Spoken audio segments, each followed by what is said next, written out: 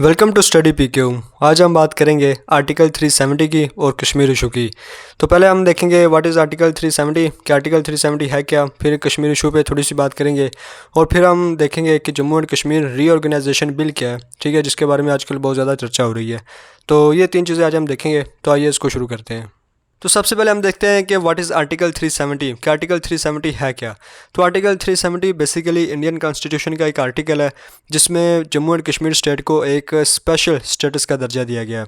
अब वो special status क्या है कि आर्टिकल 370 में ये बात दर्ज है कि जम्मू एंड कश्मीर स्टेट का अपना कॉन्स्टिट्यूशन हो सकता है, उसका अपना फ्लैग हो सकता है और उसकी अपनी इंटरनल एडमिनिस्ट्रेशन हो सकती है। मतलब Jammu and Kashmir state autonomous होगी, आज़ाद होगी अपने अंदरूनी मामलात को चलाने में, ठीक है। तो ये है बेसिकली आर्टिकल 370 कि जो जम्मू एंड कश्मीर स्टेट को एक स्पेशल स्टेटस का दर्जा देता है। आजकल जो हम सुन रहे हैं कि प्रेसिडेंशियल ऑर्डर के ज़रिए आर्टिकल 370 को ख़त्म कर दिया गया है, तो उससे मुराद बेसिकली यही है कि जो स्पेशल स्टेटस था जम्मू एंड कश्मीर स्टेट का, कि जिसमें बुनियादी तौर पर उसका अपना आइन था, उसको ख़त्म कर दिया गया और मुकम्मल जो पूरे इंडिया का आइन है उसको जम्मू एंड कश्मीर स्टेट पर लागू कर दिया गया है। तो उसको हम फर्दर आगे देखेंगे Jammu and Kashmir reorganisation bill में, ठीक है। तो इसको देखते हैं आगे। इसके बाद आर्टिकल 370 बेसिकली टेम्परेरी था। जब ये क्रिएट किया गया तो उसमें आर्टिकल 370 के अंदर ये बात दर्ज थी कि ये एक टेम्परेरी आर्टिकल है, ठीक है, आर्जी तौर पर है, ये बाद में ख़त्म हो जाएगा। ट्रांजिशनल एंड स्पेशल प्रोविजंस ये हम देख चुके हैं, तो टेम्परेरी को आप जहन में रखिएगा, इसको हम आगे देखेंगे। तो अब हम देखते हैं कि वो कौन सी प्रोविजंस थी जो आर्टिकल 370 जो जम्मू एंड कश्मीर स्टेट को बेसिकली एक स्पेशल स्टेटस का दर्जा देती हैं।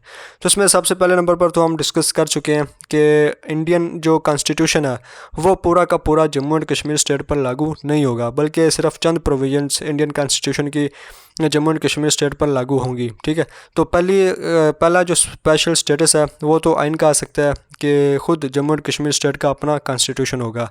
नंबर दो, जो सेंटर होगा, मतलब जो इंडियन गवर्नमेंट होगी उसके पास सिर्फ तीन चीज़ें होंगी, उसमें डिफेंस, फॉरेन अफेयर और कम्युनिकेशन आता है कि ये तीन चीज़ें डिफेक्टो सेंटर के पास होंगी, दूसरे लफ्ज़ों में इंडिया के पास, और इन तीनों चीज़ों के अलावा बाकी जितनी भी चीज़ें होंगी वो ख़ुद जो कश्मीरी स्टेट होगी, कश्मीरी गवर्नमेंट होगी, वो उसे रन करेगी।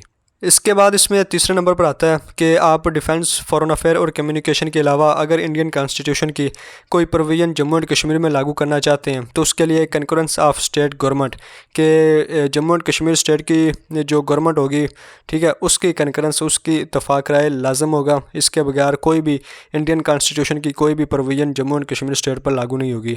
अब कंकरेंस ऑफ स्टेट गवर्नमेंट से क्या मुराद था? जब ये आर्टिकल क्रिएट किया गया तो इससे मुराद था कॉन्स्टिट्यूंट असम्बली, ठीक है, कि जो कॉन्स्टिट्यूशन बना रही थी जम्मू एंड कश्मीर स्टेट का उस वक्त जब ये आर्टिकल क्रिएट किया गया, ठीक है, ये 1947 की 1950s की बात हो रही है। तो उस वक्त इसमें ये बात दर्ज थी कि अगर डिफेंस, फॉरेन अफेयर और कम्युनिकेशन के अलावा इंडियन कॉन्स्टिट्यूशन की कोई provision Jammu and Kashmir state पर लागू करना तो कॉन्स्टिट्यूंट असम्बली जो है इसकी मंजूरी लाजमी है। अगर ये मंजूरी देती है किसी भी प्रोविज़न की तो वो जम्मू एंड कश्मीर स्टेट पर लागू होगा, नहीं तो नहीं होगा, ठीक है। तो कॉन्स्टिट्यूंट असम्बली इसमें इम्पोर्टेंट थी। इसके बाद इसमें आता है पाँचवें नंबर पर कि no further extension of power was possible. अब जो ये तीसरे नंबर पर लिखा हुआ है कि अगर अदर पावर्स ऑफ सेंटर, कि अगर आपने दूसरी प्रोविजंस इंडियन कॉन्स्टिट्यूशन की जम्मू एंड कश्मीर स्टेट पर लागू करना है तो उसके लिए कॉन्स्टिट्यूंट असम्बली की इत्तफाक राय ज़रूरी है। अब कॉन्स्टिट्यूंट असम्बली क्या थी? Constituent assembly Jammu and Kashmir की वो असम्बली थी कि जिसने जम्मू एंड कश्मीर का कॉन्स्टिट्यूंट क्रिएट करना था। अब यहाँ पर मैं आपको एक एग्जांपल दूंगा कि जब इंडिया और पाकिस्तान आज़ाद हुए थे तो दोनों ने, इंडिया और पाकिस्तान ने, जो इंडियन एक्ट था 1935 उसको अपने कॉन्स्टिट्यूशन के तहत, उसको अपने आइन के तहत चलाया था। और जब इंडिया और पाकिस्तान ने अपना आइन बना लिया तो उसके बाद 1935 के एक्ट को ख़त्म कर दिया गया, ठीक है। तो इसी तरह जब पार्टीशन हो रही थी तो जम्मू एंड कश्मीर स्टेट ने इंस्ट्रूमेंट ऑफ एक्सेशन साइन किया इंडिया के साथ। अब वो किन हालात में किया वो एक अलग मौजू है, लेकिन साइन किया। तो उस वक्त चूँकि जम्मू एंड कश्मीर स्टेट का अपना कॉन्स्टिट्यूशन नहीं था तो अपना कॉन्स्टिट्यूशन बनाने के लिए एक कॉन्स्टिट्यूंट असम्बली बनाई गई थी बेसिकली, ठीक है। तो कॉन्स्टिट्यूशन बनने तक 1956 में कॉन्स्टिट्यूशन बन गया था जम्मू एंड कश्मीर स्टेट का। तो 1956 से पहले, ठीक है, तो उसमें क्या चीज़ें थी? तो उसमें वही चीज़ें आती हैं जिस तरह मैंने आपको 1935 एक्ट की एग्जांपल दी कि जब इंडिया और पाकिस्तान ने अपना आइन बना लिया तो 1935 का एक्ट ख़त्म कर दिया है। तो इस वक्त इंडिया ने बेसिकली अपने कॉन्स्टिट्यूशन में से कुछ provisions Jammu and Kashmir state पर लागू करना चाहिए। तो उसमें डिफेंस, फॉरेन अफेयर और कम्युनिकेशन तो डिफेक्टो सेंटर के पास था, इंडियन गवर्नमेंट के पास था। बाकी चीज़ें अगर लागू करना थी तो कॉन्स्टिट्यूंट असम्बली की मंजूरी लाजमी थी। लेकिन जब एक दफ़ा कश्मीर का कॉन्स्टिट्यूशन, कश्मीर का आइन बन गया, तो उसके बाद मज़ीद फर्दर कोई भी प्रोविज़न लागू नहीं हो सकती थी। ठीक है, कोई भी इंडिया की प्रोविज़न, इंडियन कॉन्स्टिट्यूशन की provision Jammu and Kashmir state पर लागू नहीं हो सकती थी, क्योंकि उसका अब अपना कॉन्स्टिट्यूशन बन गया था। ठीक है, इसके बाद इसमें आता है छठे नंबर पर कि आर्टिकल 370 कैन बी अब्रोगेटेड और amended only with the concurrence of constituent assembly. अब ये वाला जो पॉइंट है ये मोस्ट इंपॉर्टेंट है, सबसे ज़्यादा इंपॉर्टेंट है। आजकल जो इवेंट्स चल रहे हैं वो इसी पॉइंट के इर्द गिर्द घूम रहे हैं। ठीक है, अब आप पहले को, तीसरे को और चौथे को रिलेट कीजिए। ठीक है, कि पहले में लिखा हुआ है कि उसका अपना आइन होगा जम्मू एंड कश्मीर स्टेट का। तीसरे नंबर पर कि अगर दूसरी प्रोविजंस इंडियन कॉन्स्टिट्यूशन की आप इसमें लागू करना चाहते हैं तो उसके लिए कंकरेंस चाहिए, मंजूरी चाहिए स्टेट गवर्नमेंट की। और छठे नंबर पर इसमें लिखा है कि आर्टिकल 370 कैन बी अब्रोगेटेड और amended only with the concurrence of constituent assembly, कि इसको इंडियन पार्लियामेंट अब्रोगेट नहीं कर सकती, ना अमेंड कर सकती है, ना इसे कोई और बंदा कर सकता है। इसको अब्रोगेट करने का काम और इसको अमेंड करने का काम किसका था? सिर्फ़ और सिर्फ कॉन्स्टिट्यूंट असम्बली का। और चूँकि इस वक्त कॉन्स्टिट्यूंट असम्बली नहीं है, ठीक है, और इस पे हम फर्दर भी बात करेंगे कि बेसिकली ये जो कॉन्स्टिट्यूंट असम्बली थी ये 1957 में डिज़ोल्व हो गई थी, ख़त्म हो गई थी जम्मू एंड कश्मीर स्टेट का आइन बनाने के बाद। अब आर्टिकल 370, चूँकि मैंने आपको पहले बताया ये टेम्परेरी था, आर्जी था, इसे ख़त्म होना था, लेकिन ख़त्म किसने करना था? कॉन्स्टिट्यूंट असम्बली ने। लेकिन कॉन्स्टिट्यूंट असम्बली डिज़ोल्व होगी 1957 में, और जब ये डिज़ोल्व हुई तो उससे पहले या उस वक़्त इसने इस बात का तयन नहीं किया कि आर्टिकल 370 को अब्रोगेट किया जाए, इसे ख़त्म कर दिया जाए या इसे अमेंड किया जाए, तब्दील कर दिया जाए। अब आर्टिकल 370 जैसे का जैसे बनाया था ये वैसे का वैसे ही था। अब जिसने इसे अमेंड करना था या जिसने इसे अब्रोगेट करना था वो चूँकि डिज़ोल्व हो गया। अब क्या हुआ कि आर्टिकल 370 बेसिकली बन गया permanent feature of Indian constitution.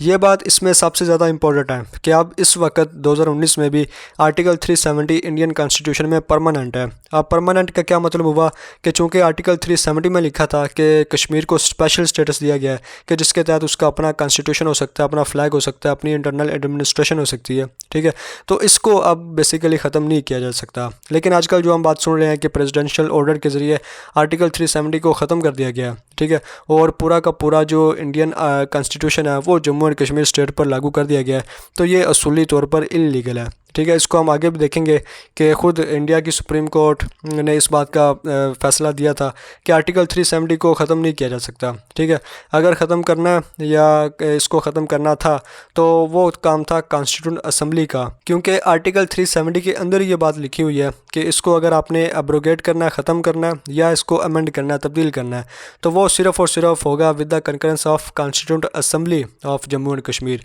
और फिर वही बात आ जाती है कि चूँकि कॉन्स्टिट्यूंट असम्बली ने खुद को डिसॉल्व कर लिया था विदाउट रिकमेंडिंग कि ये अब्रोगेट है, ये ख़त्म है या अमेंडेड है या इसमें कोई तब्दीली की है। ठीक है, तो ये आर्टिकल बेसिकली अब बन चुका है परमानेंट कि ये जैसा था ये वैसा का वैसा ही रहेगा। इसके बाद इसमें आता है power of constituent assembly of Jammu and Kashmir. ये जो मैं आपको बता चुका हूँ कि इस आर्टिकल को ख़त्म करने की या अमेंड करने की जो पावर थी वो सिर्फ़ और सिर्फ कॉन्स्टिट्यूंट असम्बली के पास थी।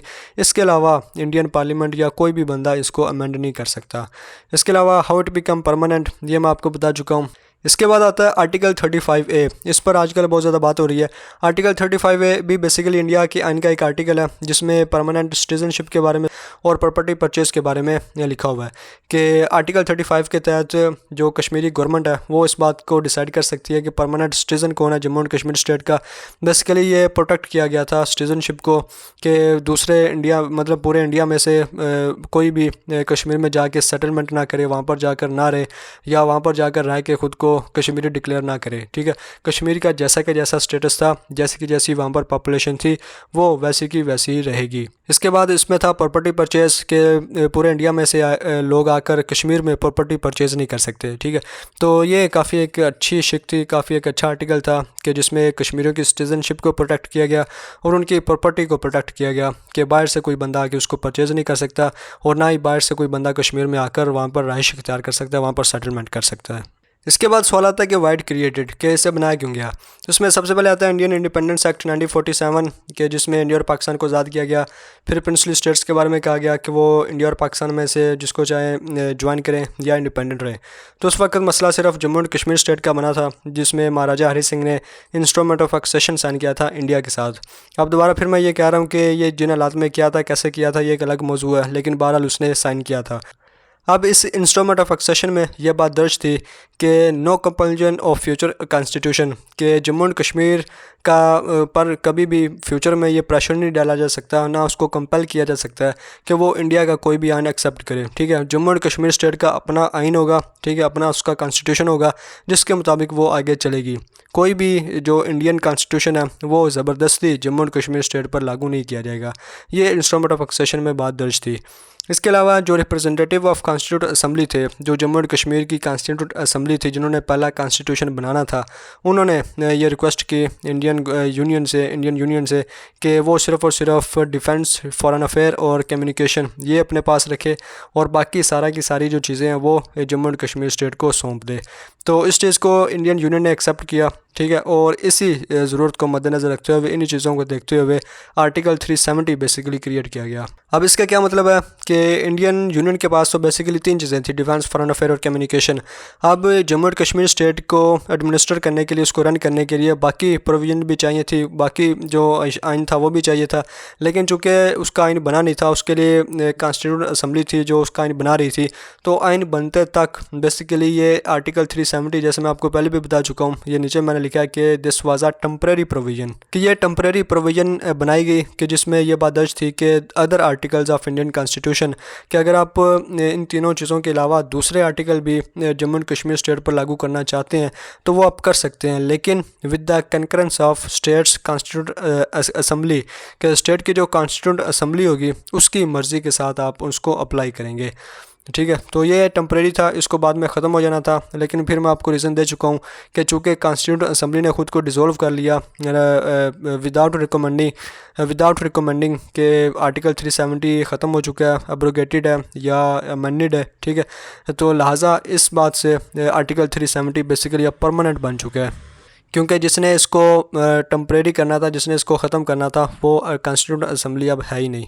तो 25 जनवरी 1957 को बेसिकली कॉन्स्टिट्यूंट असम्बली डिसॉल्व हो गई थी विदाउट रिकमेंडिंग और एब्रोगेटिंग आर्टिकल 370। तो इसका क्या नतीजा निकला ये मैं आपको बता चुका हूँ। इसके अलावा rulings of supreme court of India and high court of Jammu and Kashmir ये भी इस बात की रूलिंग्स दे चुकी हैं। ये आगे मैं आपको इनकी डेट्स भी बताऊँगा कि आर्टिकल 370 को ना एब्रोगेट किया जा सकता है, ना उसे अमेंड किया जा सकता है। ठीक है, मतलब इंडियन पार्लियामेंट आर्टिकल 370 को ख़त्म नहीं कर सकती। लेकिन दोबारा फिर मैं बात दोहरा रहा हूँ कि इंडियन प्रेसिडेंट ने ये प्रेसिडेंशियल ऑर्डर दिया कि वो आर्टिकल 370 को इनऑपरेटिव कर रहे हैं, कि आर्टिकल 370 अब से इनऑपरेटिव है और पूरे का पूरा जो इंडियन कॉन्स्टिट्यूशन है वो जम्मू एंड कश्मीर स्टेट पर अप्लाई किया जाएगा। ठीक है, तो दोबारा फिर वही बात आती है कि अगर आप कोई प्रोविज़न लागू करना भी चाहते हैं इंडियन जम्मू एंड कश्मीर पर, तो आपको कम अज़ कम कंकरेंस चाहिए स्टेट्स गवर्नमेंट की। अगर कॉन्स्टिट्यूंट असम्बली नहीं है तो स्टेट की जो गवर्नमेंट है उसकी कंकरेंस चाहिए, कि उसके बगैर आप कोई भी फ़ैसला कश्मीर के मुताबिक नहीं कर सकते। लेकिन इस वक्त कश्मीर के अंदर कोई गवर्नमेंट नहीं है, वहाँ पर कोई मतलब कॉन्स्टिट्यूंट असम्बली दूर की बात, वहाँ पर ना लेजिस्लेटिव असम्बली है, ना गवर्नमेंट है, ना वहाँ पर मिनिस्टर्स है, ना कैबिनेट है। क्योंकि महबूबा मुफ्ती जिस हुकूमत को रन कर रही थी कश्मीर में, वो 2018 में उन्होंने रिज़ाइन कर दिया था। इस वक्त कोई गवर्नमेंट नहीं है। तो ये बात समझ से बाहर है कि किससे कंकरेंस करके बेसिकली ये फ़ैसला लिया गया कि पूरा का पूरा जो इंडियन कॉन्स्टिट्यूशन है वो जम्मू एंड कश्मीर स्टेट पर लागू किया जाएगा। इसकी भी एक लॉजिक है, वो हम आगे देखेंगे। इसके बाद आता है कि व्हाट इज़ कश्मीर इशू, के कश्मीर इशू बेसिकली है क्या। तो ये मैं आपको इंतहाई मुख्तसर बता रहा हूँ कि ये इंडिया और पाकिस्तान के दरमियान एक टेरिटोरियल कन्फ्लिक्ट है। मुस्लिम 77%, हिंदू 20% है, यह 1942 के कंसेंसस के मुताबिक। इसके अलावा यूनाइटेड नेशन ऑर्गेनाइजेशन ने भी इसमें इंटरवेन किया। खुद इंडिया कश्मीर इशू को UNO में लेके गया था।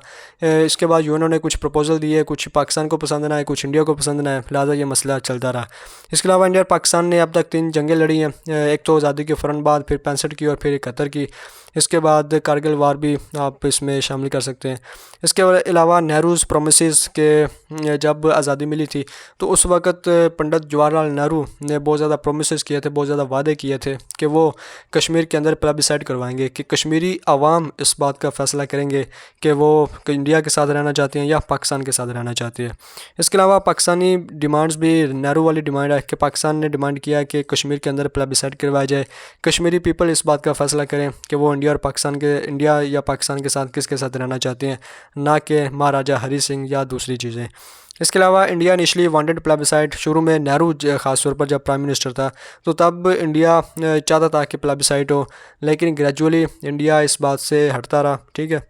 और अक्सर एक्सपर्ट का ये कहना है कि इंडिया कभी भी सिंसेयर था ही नहीं कश्मीर के अंदर प्लेबिसाइड करवाने में, क्योंकि उसकी चूँकि मेजॉरिटी मुस्लिम्स है तो प्लेबिसाइड का नतीजा जो भी होगा वो इंडियन इंटरेस्ट के ख़िलाफ़ होगा। ठीक है, लिहाजा ये चीज़ इसमें आती है। इसके अलावा रिसेंट डेवलपमेंट प्रेसिडेंशियल ऑर्डर, इस पे हम आगे बात करते हैं कि Jammu and Kashmir reorganisation bill में। ठीक है, तो ये एक मुख्तसर सा तारुफ था कश्मीर इशू का, इसको हम देखते हैं आगे।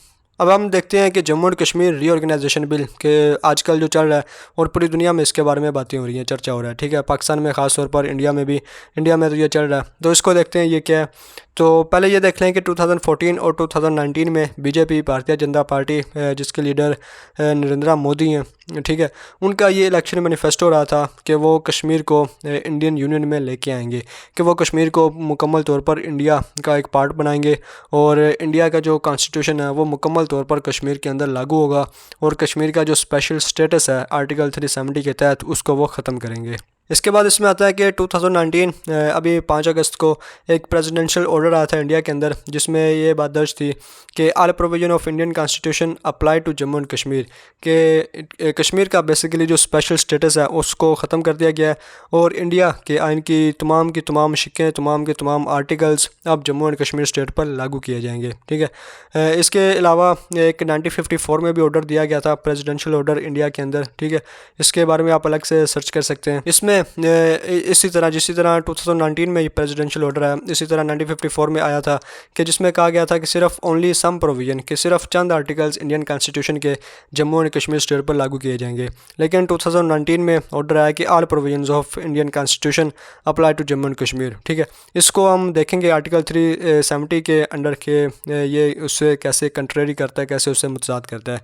अब इस प्रेसिडेंशियल ऑर्डर ने क्या किया कि इसने अब्रोगेट कर दिया states constitution, flag, internal administration, के आर्टिकल 370 के तहत जो स्टेट का अपना आइन था, फ्लैग था, इंटरनल एडमिनिस्ट्रेशन थी, वो ख़त्म होगी।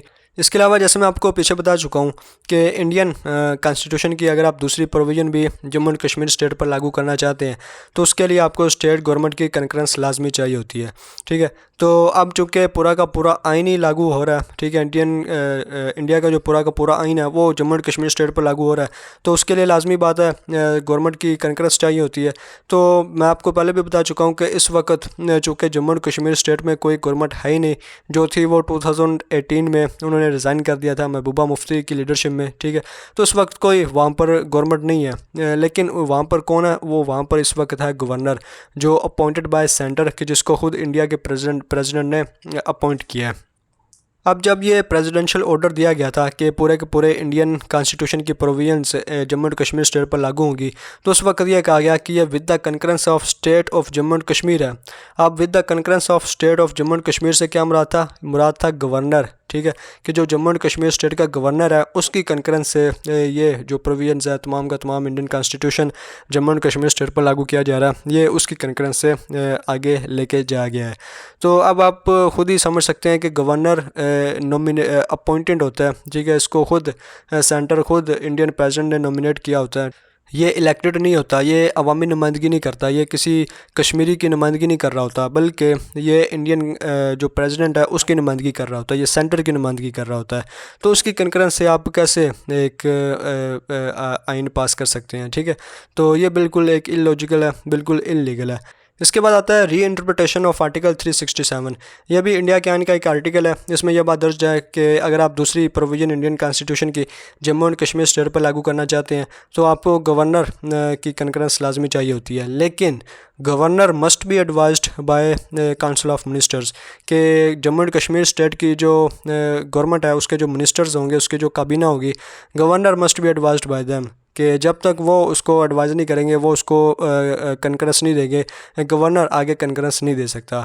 लेकिन फिर वही बात आ जाती है कि अभी चूँकि जम्मू एंड कश्मीर स्टेट में गवर्नमेंट है ही नहीं, वहाँ पर काबीना है ही नहीं, तो वो कैसे गवर्नर को एडवाइज़ करेगी कि वो इस चीज़ को कि इंडिया का पूरा आइन जम्मू एंड कश्मीर स्टेट पर लागू हो, उसको वो कंकरेंस करे। ठीक है, तो री इंटरप्रटेशन से अब क्या मुराद है? री इंटरप्रटेशन से मुराद ये है कि इसमें जो ये बात लिखी हुई थी कि governor must be advised by council of ministers, इस बात को ख़त्म कर दिया जाए और डायरेक्ट बात गवर्नर तक ले आए कि अब सिर्फ़ और सिर्फ गवर्नर इस बात की कंकरेंस देगा कि कोई प्रोविज़न लागू करनी है या नहीं करनी। तो अब फिर ख़ुद ही सोचिए कि गवर्नर अपॉइंटेड होता है बाय द सेंटर, के ख़ुद प्रेसिडेंट गवर्नर को अपॉइंट करता है।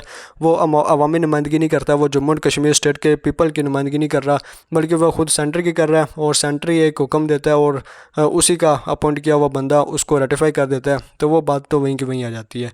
इस वक्त जो इंडिया के प्रेसिडेंट है वो रामनाथ कोविंद है। ठीक है, इसके अलावा Jammu and Kashmir reorganisation bill के जम्मू एंड कश्मीर को का स्पेशल स्टेटस ख़त्म किया जाए, उसे बाकी स्टेट्स के बराबर लाया जाए। ठीक है, उसे बाकी जो पूरा का पूरा इंडियन कॉन्स्टिट्यूशन है वो जम्मू एंड कश्मीर स्टेट पर लागू किया जाए।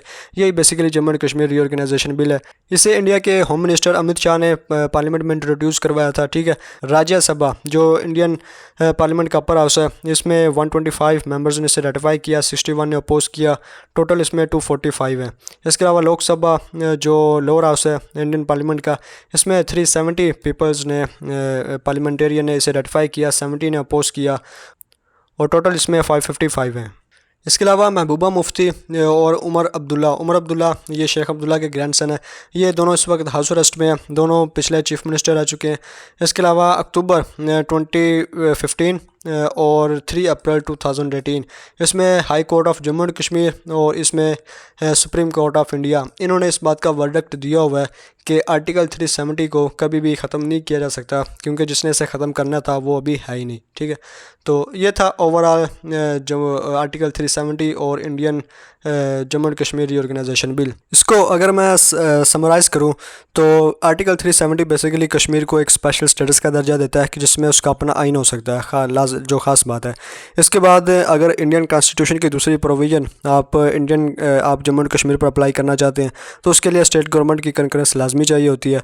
और आर्टिकल 370 जो कि टेम्परेरी था, इसको ख़त्म करने का इख्तियार सिर्फ़ और सिर्फ कॉन्स्टिट्यूंट असम्बली के पास था, जो 1957 में डिज़ोल्व होगी। और जब वो डिज़ोल्व हुई उससे पहले और उस वक्त उसने ये बात नहीं कही कि आर्टिकल 370 ख़त्म हो चुका है, अब्रोगेट हो चुका है, या इसको अमेंड किया जाए या क्या किया जाए। तो जैसे आर्टिकल 370 बनाया था 2019 तक, वो वैसे का वैसा ही है। अब चूँकि उसमें यह बात दर्ज थी कि जम्मू एंड कश्मीर का एक स्पेशल स्टेटस है, लिहाजा उस स्टेटस के तहत, उस आर्टिकल के तहत अभी भी कश्मीर का वैसा का वैसा ही स्टेटस है। लेकिन अभी जो प्रेसिडेंशियल ऑर्डर है 2019 में, उसमें ये लिखा हुआ है कि आर्टिकल 370 इनऑपरेटिव है। अब यहाँ पर बात आ जाती है कि किस तरह इंडियन प्रेसिडेंट ये बात कह सकते हैं कि जो आर्टिकल 370 है वो इनऑपरेटिव है। इसके अलावा पूरे के पूरे इंडियन कॉन्स्टिट्यूशन की जो इसके अलावा पूरा का पूरा जो इंडियन कॉन्स्टिट्यूशन है वो जम्मू एंड कश्मीर स्टेट पर लागू किया जाए।